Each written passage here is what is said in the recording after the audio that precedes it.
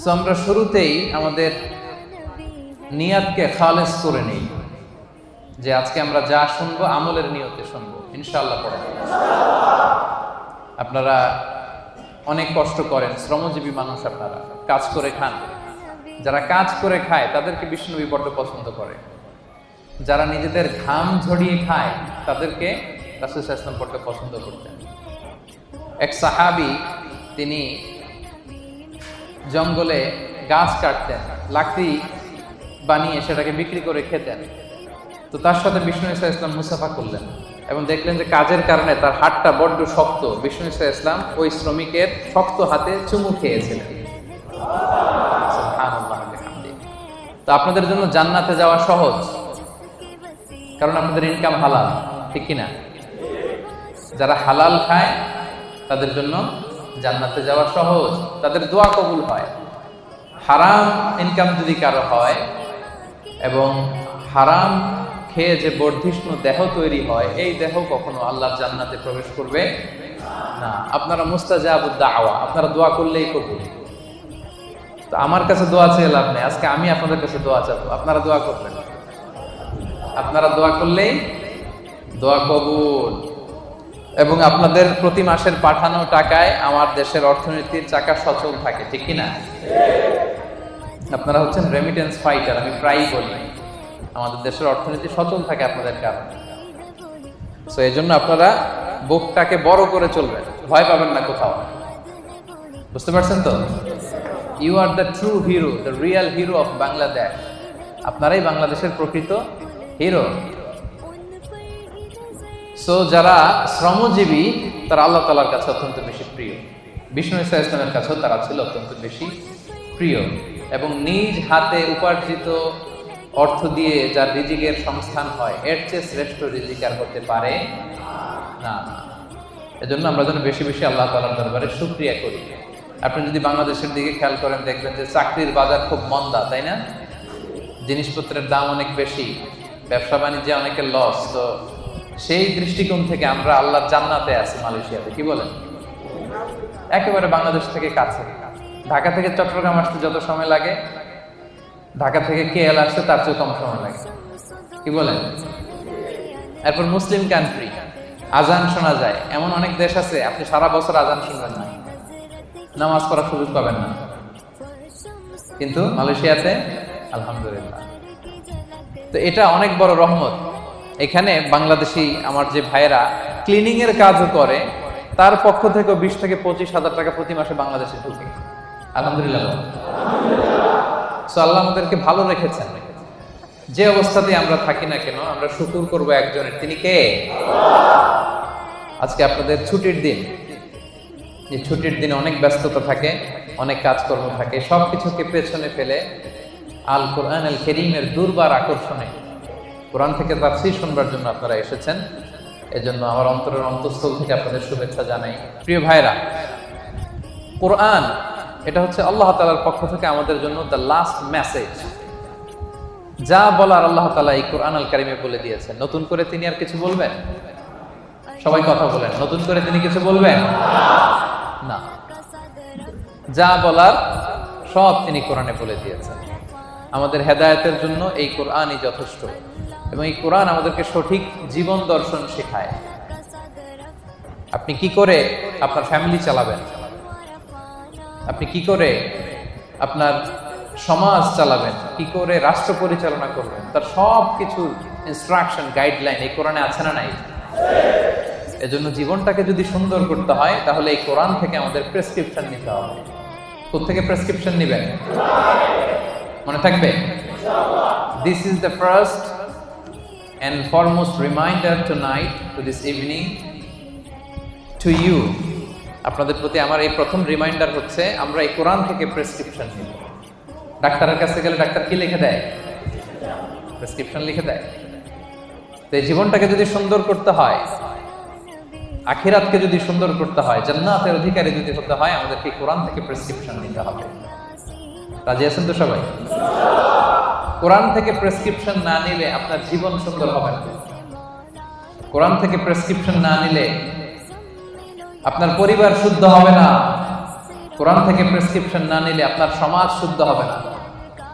কোরআন থেকে প্রেসক্রিপশন না নিলে এই বিশ্বটা সুন্দর হবে না। কোরআন থেকে প্রেসক্রিপশন না নিলে শুধু দুর্নীতি দমন কমিশন দিয়ে দুর্নীতি বন্ধ করা যাবে না।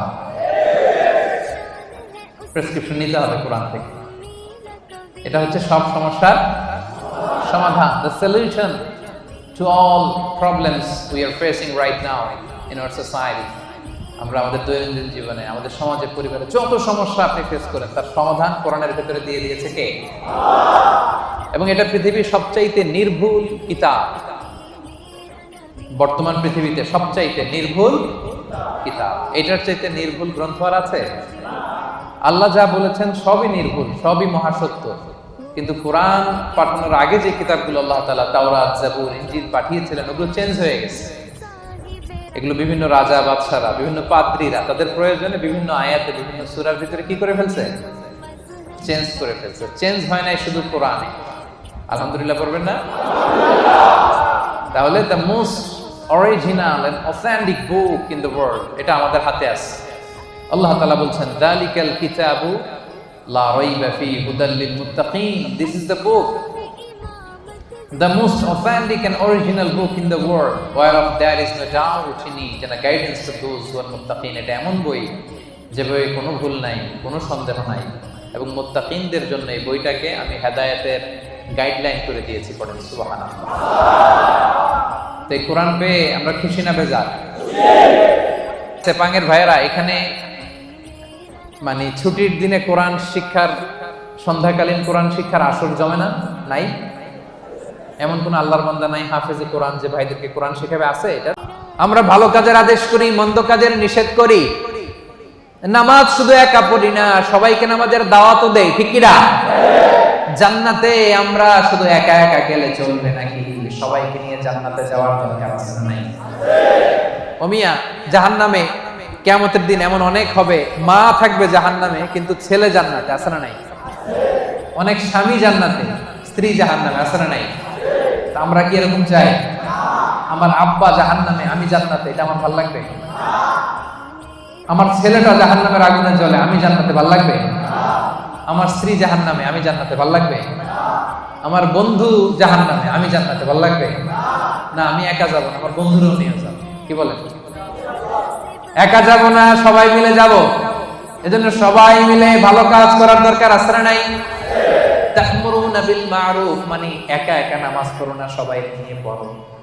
নিজেই ভালো করলে চলবে না, সবাইকে ভালো দাওয়াত দেওয়ার দরকার আছে না নাই? 8 নাম্বার, তানহাউনা আনিল মুনকার, অন্যায় অপরাধ খারাপ কাজ যদি সমাজে দেখো এটাকে নিষেধ করার দরকার আছে না নাই? আপনাদের 7 নাম্বার গুণ, ভালো কাজের আদেশ করবেন। শুধু নিজে রোজা রাখবো না, বন্ধুদেরকে রাখতে বলবেন। নিজে সালাত করবো না, সবাইকে রাখতে বলবেন। 8 নাম্বার গুণ হচ্ছে শুধু নিজে ভালো করলেই হবে না, খারাপ হলে খারাপটা থামাইতে হবে। রাজি আছেন তো?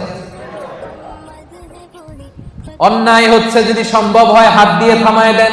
বিশ্বনবী বললেন মান রাআ মিনকুম মুনকারান ফালিয়ুগাইয়িরহু বিয়াদিহি। অন্যায় যদি দেখো পারলে হাত দিয়ে থামাও, যদি না পারো মুখ দিয়ে বলো, তাও যদি না পারো অন্তত অন্তর দিয়ে ঘৃণা করো, কিন্তু অন্যায়ের সাথে কোনো আপোষ চলবে না। চিল্লায় বলেন ঠিক কি না? কারণ আযাব আর গজব যখন আসে শুধু কাফিরদের উপরই আসে না, মুমিনদের উপরও আসে।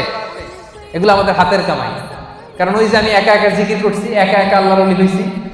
আমরা অনেকে ভাবি আমি নামাজি, ওরা নামাজ না পড়ুক আমি তো নামাজ পড়ি, সমাজ ভালো না হোক আমি তো ভালো কাজ করি, ওরা জিকির না করুক আমি তো জিকির করি। এরকম আছে না নাই? ভূমিকম্প যখন আসবে শুধু ওর উপরই আযাব নয়, এটা আমার উপরও আসবে, ঠিক কি না? আচ্ছা বলেন তো, বন্যা যখন আসে, বন্যা কি শুধু কাফিরদের উপরে আসে? মুমিনদের উপর আসে না? এই যে ভূমিকম্প আসছে টার্কিতে, শুধু কাফিরদের বাড়ি ভেঙে দিছে নাকি? নাকি মুমিনদের উপরও ভাঙছে? কারণ আশেপাশে এমন অন্যায় হয়, এমন পাপাচার হয়, দেখেও আমরা না দেখার ভান করে থাকি। এরকম আছে নাই? আশেপাশে জুলুমের মহড়া, আশেপাশে অন্যায়ের মহড়া, আশেপাশে পাপাচারিতার মহড়া। শক্তি থাকলে হাত দিয়ে থামায় দেন, না পারলে মুখ দিয়ে প্রতিবাদ করেন, ফেসবুকে লেখেন। জনসংযোগ তৈরি করেন, এটাও যদি না পারেন অন্তর দিয়ে পাপগুলো ঘৃণা করবার দরকার আছে না নাই? আল্লাহ বলেন ওই আযাবকে ভয় করো যে আযাব যখন আমি পাঠাই শুধু জালেমদের উপর পাঠাই না, আলেমদের উপর পাঠাই। কারণ আলেমরা তোমরা চুপ করেছিলা কেন? কথা বলেন। ওয়াত্তাকু ফিতনাতাল লা তুসিবান্নাল্লাযীনা যালামু মিনকুম খাসসা। ওই আযাবকে ভয় করো যে আযাব যখন আমি আল্লাহ পাঠাই শুধু জালেমদের উপর পাঠাই না, ঈমানদারদের উপর পাঠাই। ঠিক কি না? কেন পাঠাই? কারণ তুমি ঈমান এনে চুপ করে বসেছিলা কেন? তোরে একা একা আল্লাহর ওলি হইতে বলছে কেন? তোরে একা একা জিকির করতে বলছে কে? একা নামাজ পড়তে বলছে কে? আশেপাশে দাওয়াত দিলি না কে? আশেপাশে সত্যের বাণী ছড়াই দিলি না কে? ঠিক কি না? এজন্য আমাদের ৭ নাম্বার গুণ আমরা ভালো কাজের আদেশ করি, ৮ নাম্বার গুণ আমরা মন্দ কাজের নিষেধ করি, ৯ নাম্বার গুণ ওয়াল হাফিজুনা লিহুদুদিল্লাহ, আল্লাহর বিধান সংরক্ষণ করি। হুদুদিল্লাহর তাফসীরে এসেছে ফরাইদুল্লাহ, আল্লাহর যে ফরজগুলো আছে এগুলোর কোনো ছাড় আছে ভাই? ছাড় আছে সুন্নতে নফলে, কিন্তু ফরজে ছাড় আছে? বিশ্বাসীরা ফরজে কোনো ছাড় দেয় না। ফরজ ৫ ওয়াক্ত নামাজ, ফরজ ৩০ দিনের রোজা, যাকাত, হজ, পর্দা, হালাল ইনকাম, এগুলো হচ্ছে ফরজ। এই ফরজে কোনো ছাড় আছে? ৯ নাম্বার গুণ আমরা ফরজগুলোকে পালন করি। রাজি আছেন তো? এটার আরেকটা তাফসীর হচ্ছে আল হালাল আল হারাম, বিশ্বাসীরা হালাল হারাম মেইনটেইন করে, হারামের সাথে বিশ্বাসীদের কোনো সম্পর্ক নাই। হুদুদুল্লাহ মানে আল্লাহর দেয়া বাউন্ডারি, এই বাউন্ডারি আমরা মেইনটেইন করি। এই বাউন্ডারির বাইরে মুমিন কখনো যেতে পারে না। আল্লাহর দেয়া ফরজ বিধানগুলো মানতে রাজি আছেন তো? সবাই রাজি আছেন? এই যে ৯টা বৈশিষ্ট্যের কথা বললাম, এই 9টা বৈশিষ্ট্য যাদের মধ্যে থাকবে আল্লাহ তাআলা বলেন তারাই হচ্ছে মুমিন। মুবাশশিরিল মুমিনিন, ওই মুমিনদেরকে নবী হে তুমি জান্নাতের সুসংবাদ দাও। আল্লাহর জান্নাতে যেতে আমরা চাই কি চাই না? সবাই চাই। এই 9টা গুণের কথা ক্লিয়ার বুঝতে পারছেন? বুঝতে পারছেন না সবাই? ক্লিয়ার হয়েছে না? হজম হয়েছে? যাদের হজম হয়েছে আওয়াজ করে পড়েন আল্লাহু আকবার। আরো জোরে পড়েন আল্লাহু আকবার। আওয়াজ তুলে পড়েন আল্লাহু আকবার। এই 9টা গুণ যারা ধারণ করবে তাদেরকে জান্নাতের সুসংবাদ দেয়া হয়েছে। প্রথম গুণটা ছিল আত-তাইবুন, ভুল করলে আমরা কি করব? রাজি আছেন? 2 নম্বরে আমরা ইবাদত করব কার? আল্লাহ। 3 নম্বরে প্রশংসা করব কার? আল্লাহ। বেশি বেশি না কম কম? 4 নম্বরে সিয়াম পালন করব কার জন্য? আল্লাহ। 5 নম্বরে রুকু দিব, সেজদা দিব, তার মানে নামাজ পড়ব কার খুশির জন্য? আল্লাহ। নামাজ ছাড়বেন? বলবেন না তো কথাটা? সেপাঙের ভাইরা নামাজ ছাড়ব ইনশাআল্লাহ বলেন। 7 এবং 8 নাম্বার ভালো কাজের আদেশ করব, ভালো কাজ শুধু নিজেই করব না, আদেশ করব, এবং মন্দ কাজের নিষেধ করব। 9 নাম্বার হাফিজুনা লিহুদুদিল্লাহ, আল্লাহর যে বিধিবিধান এই বিধিবিধানের বাইরে যাব না, এর ভিতরেই থাকবে। বরকত দিবে কে? আল্লাহ। তাদের জন্য জান্নাতের সুসংবাদ। আজকে WRP এশিয়া প্যাসিফিক এই চমৎকার সন্ধ্যায় আমরা যে একসাথে বসতে পারলাম, আমরা জান্নাতেও এইভাবে একসাথে বসতে চাই কি চাই না? রাজি আছেন সবাই? আমরা আল্লাহ তাআলার কাছে কামনা